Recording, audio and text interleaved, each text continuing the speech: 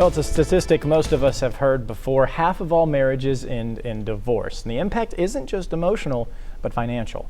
Colin Evans of Evans Financial Group joins us today. Colin, it's not a topic a lot of people want to discuss, but it's one that is very important and one that you could face in your life.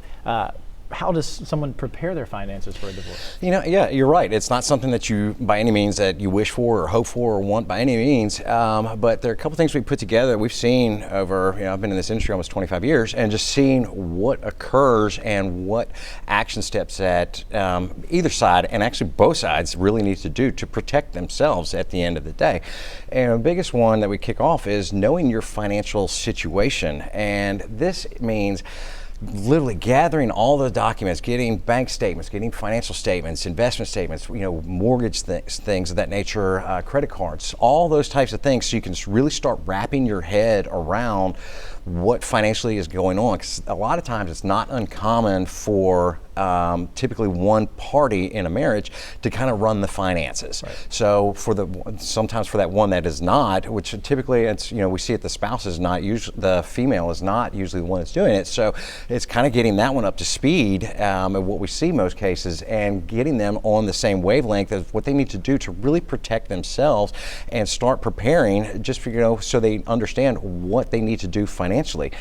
Another big thing to do is to protect your credit. We've heard of some horror stories of divorces and, spouses doing vindictive things. So one of the things we highly recommend is definitely protecting that credit, using like a LifeLock to make sure no accounts are opened up in your name. And you can just kind of keep an eye on things. But that also allows you to really start honing in on your own finances. We've spoken in the past about budgeting, and this is a key time to really hone in on that, because now you're going to have to start controlling your financial, your own financial situation yourself. Right. As opposed to, the other, community partner might have been taking care of that for you. And then one of the last ones is really seeking professional guidance. Of course, you want to visit with a family law attorney, as somebody that's, looking out for your best interest to make sure that you're getting things as Louisiana law declares, as we're a community property state, to make sure that both parties are getting, equally kind of what's due for them. And this might be a great time also to visit with a financial professional and say, hey, I need some guidance for some financial tips, because I'm having to kind of wrangle this rodeo out on my own.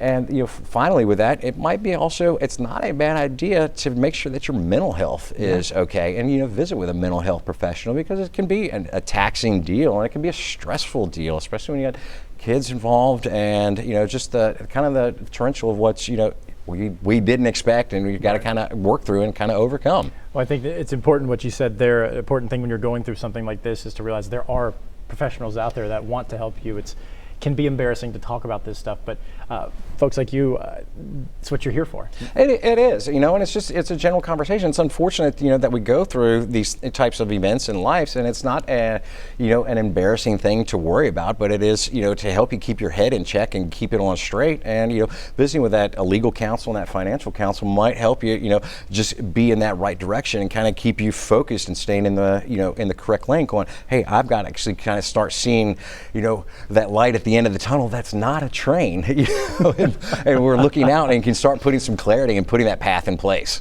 All right, 10 seconds. We hope maybe we have some people here watching that say, I need to reach out to Colin. How do they do it? Absolutely. You can check us out at evansfinancial.com or info@evansfinancial.com for an email, and you can kick that over to us, and one of our team will actually be glad to answer any of those questions that you may have. Colin Evans, Evans Financial Group, with your money. Let's go to Caroline now.